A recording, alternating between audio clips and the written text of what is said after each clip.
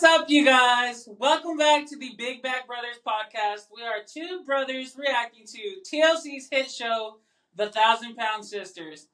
I'm your host, at the one and only, here with my co-host, B3IBO. All right, Juan. Hand to God.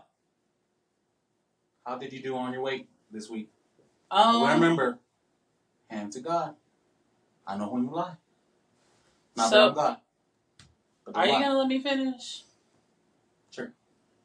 So, this past week it was a flop. I ain't going to lie, you guys.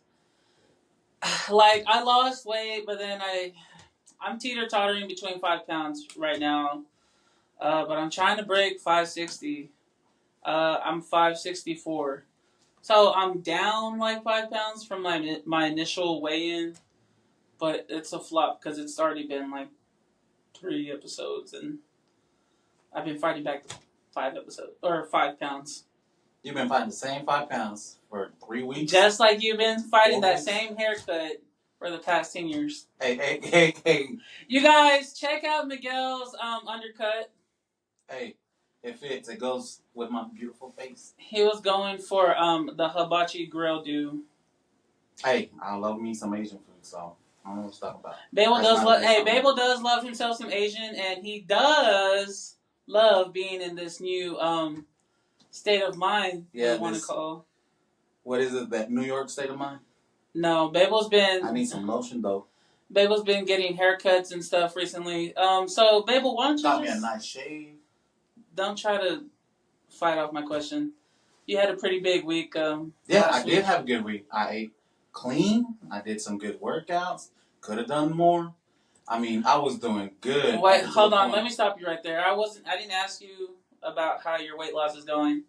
I actually want to know. Else? I mean, what else? It's a weight loss journey, isn't it, guys? Right? That's what y'all want to hear about, my weight loss, right? How was your date last week? What date?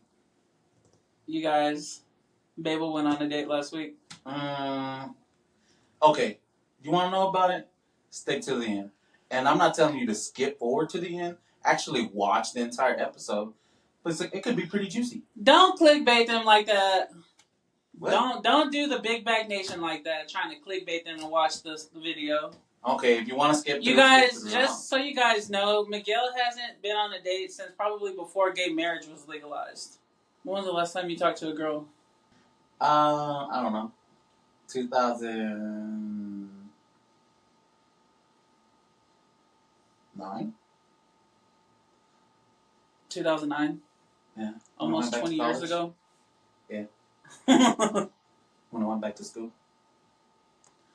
Anyways, if you want to know, I'll talk about a little bit about it.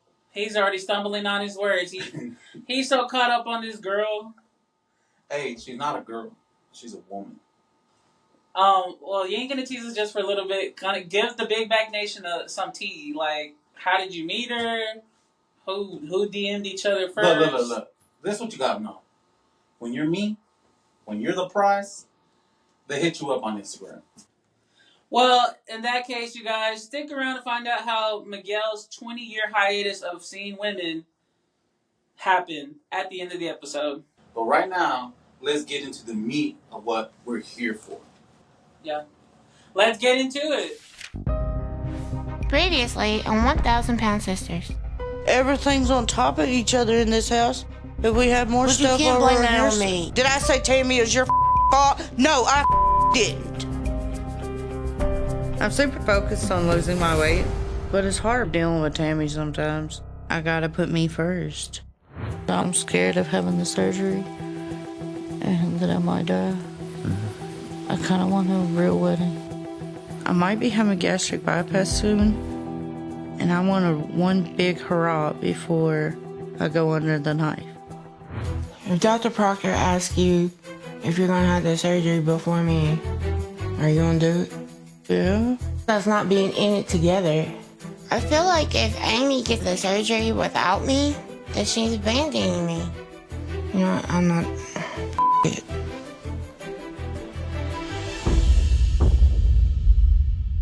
This is Amy and Michael. We're going to the restaurant. They're upset, or she's upset. They go to the restaurant. which I think is funny. Why? Big fight equals big meal. Well, no. She knows. Hold on, you're missing a clear point here. She and Michael went because she felt like she didn't have enough alone time with Michael because Tammy's living with them. I mean, but you go out to eat for a long time. Well, they went on a date. They're married. I know. I haven't been in a relationship in 20 years, but do you have to go out to eat and have a long time? And are you really alone with all these people around you? But when she went there, she was mindful of what she was eating, though. That's very true. And she picked. She didn't pick the fried foods either. Michael kind of was like, I'm sticking with you. I will also not get the fried food. Yeah, so I give him the props. That was kind of cool. If it was me, I'm like, eat what you want. I'm good. I'll eat it. You need a support system. I'm getting my fried gator. That's what I was. Oh yeah, that's what they wanted. Was it? Yeah, it was fried gator. It was I'm fried gator. I want to taste fried gator, but I've never had fried gator. So they picked the healthiest option. But did you see that plate? Only in America, we have a dinner plate full with rice and whatever it was on top. It's dinner. And but she's watching. I mean, I would have eaten it. I mean, I would have the whole plate up. Ew, don't make that sound again. Our audio engineer is going to be like, but you're going to sit here and judge my girl over a plate of rice. That was a big plate. And is it hard to be? That's the real question. Is it hard? I mean, I would say I asked you, but you've been just as fat as growing up as I have. I mean, you want to know the honest truth? I was 215 in the 5th grade. 215. I was wearing dad's clothes in the 5th grade. When they had that relay that you had to wear your parents' clothes there and back, run, put your parents' clothes on, and run back. I got in the line. This is the only race I ever won in my life. And so I ran. Got to the other end. Everyone started putting their clothes on and looking around. I ran back. And there's like, where's your parents' clothes? I was like, I'm wearing my dad's clothes. What you talking about? He said, where's your dad's clothes? I showed up to school with it on. That's what I wear all the time. But hold on, comment down below if you were so big growing up that you could wear your older siblings or parents' clothes. Because that happened to me, but I was wearing like Jose's and Noah's clothes. That's still big. Anyways, so I can't ask you if it's hard being skinny because you're not that much skinny. No, it is hard to be skinny. You can be fat and say it's hard to be skinny. You're fat for that reason. I can say it's easy to be fat. Anyway, we're losing the plot here. We're going off the rails. Let's wrap this up. Michael and Amy went out to go eat and spend a long time with each other. I don't know. And let's steam off. It's nice to get alone time. I'm tired of always fighting with my sister. She's constantly yelling at me. And I've tried to do everything in my power to make her happy. She wants stuff, I get it for her. Yeah. I just get tired of her sometimes. I'm super focused on losing my weight, but it's hard sometimes because it's miserable dealing with Tammy. I feel like I can't do nothing to please her. Alright, you guys. So after their little date together, they go and see a bariatric psychologist, Dr. Ritz. I'm no regular psychologist, a regular whatever, but I guess he's specific for bariatric surgery. Well, you gotta understand. I mean, I get surgery is a big deal. It's a big deal. So I can imagine what kind of toll that would take on a person. So I'm about to go on the knife. I'm choosing to go under the knife. But I think we're jumping the ship real quick. I feel like he kind of wanted to. Is it prognosis?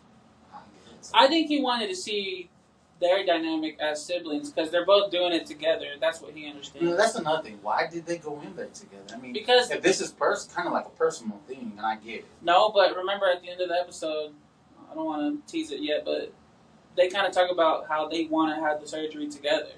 So they probably went and saw him together because they planned to do surgery together. Yeah, that would make sense. I worry a lot I worry about my mom. I worry about Tammy. I worry about myself. I worry about Michael, my dog. I worry more about other people than I do myself. Hanging on to somebody else who's drowning means you're going down too. That's codependency. For you to be successful with this, as successful as you can, if you don't worry about yourself first, it's going to be harder for you to lose the weight and keep it off. But I mean, one of the things that really stuck out to me is when he said codependency. I mean, I said it a couple of, what was it, in the first episode, where they have that relationship, you know, where one is the rhino and the other one is the bird. It's a symbiotic relationship. The example that went over everyone's head? No, people that have an education and remember science. When you said that, I thought of the scene from The Lion King in the beginning where they're going to go. Everyone knows what I'm talking about. You know the rhino, or is it the horse? And how many years of college did you have? I'm saying, like, when you said the rhino with the birds on the horn, I thought that scene from Lion King when they're going to go welcome Simba. Anyways, but they have it seems like they need each other. The codependency, they do have that. You know, I think Dr. Proctor said it best, the bigger you are, the more dependent you have to be on somebody. Would you agree with him? I mean, yeah, kind of. I mean, right now, what I would really need is a car. And why I don't have a car? Because I'm huge. Tammy can't lay out her clothes. Oh, yeah. I mean, that's simple, basic stuff. Amy mentioned how, like, when she's gone, Tammy takes care of her own stuff. Yeah. Some of the, what I would consider basic day stuff. Getting around, cooking for yourself. You know what that reminds me putting of? your clothes out. You say me, I'm going to break your chin in half. It's true. I'm going to give you a clip chin. And I do it sometimes, too, to a certain extent. I mean, I cook for myself for the most part. But, like, when we go somewhere, or there's food made, babe will be like, someone serve me. Like, you can get up and serve yourself. Okay, first of all, hold on. See, there's an excuse right there. But it's not a legitimate excuse. It's a small house. It's just you and mom that lives here. But I don't do that when mom's here. When it's just me and mom, I do that when we're all together. We all big behemoths. No, but all your brothers and ourselves. We're all big back brothers. That's an excuse. We're all big back. That's an excuse because mom. How you gonna get the biggest back, biggest stomach, apron belly, trying to get around? Not apron belly.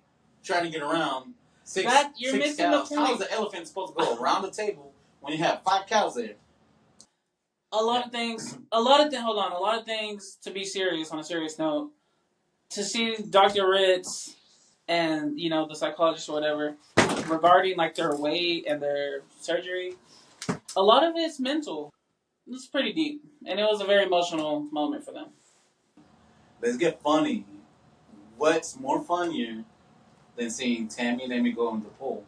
And it's hilarious because she's walking, she's excited, finally found a place to go swimming, and she meets her greatest foe. Them steps again. I thought she's not going to go swimming again because of them steps. I don't know about you, but I don't like to walk into a pool. How does it feel to be in a pool? Whoa! She did it! Where you want to go? Come on! It felt awesome To be able to get in the pool. I sat down, and my legs and butt lifted up off the stairs, and I about drifted away. It was funny as I'm glad I was holding on to the rails. I mean, I just go straight up, shamu, belly flop, Valid. get all that water out. Valid. I was gonna say you just don't like to have to do the extra. I mean, I ain't take gonna steps lie. down. But what better way to get to cold water than just cold plunge it in, just all out. I like how when she got down into the pool, she kind of like just plopped on the stairs. I bet that was a big relief for her. There's some people who like to wear their shirt when they go swimming, their long shorts. And there's some of us just like, take it all off. I'm in the water. Free will. Free Willy. Free will. Free will. Free Willy. Yeah, release the wheels. I don't care. Go swimming. Take off your shirt. Hold on, the editor. Hey, can the editor please make him do this? Like.